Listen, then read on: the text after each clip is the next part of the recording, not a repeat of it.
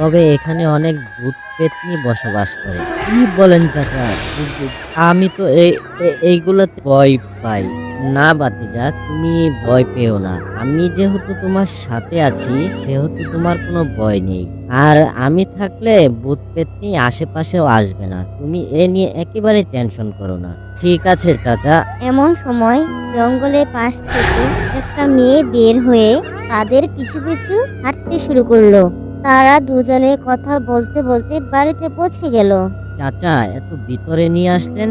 আর এটা কি আপনার বাড়ি? হ্যাঁ হ্যাঁ বাপু, ওই ছোট্ট ঘরখানাই আমার। আর এটাই এই গ্রামের শেষ ঘর। আশেপাশে আর কোনো বাড়িঘর নেই।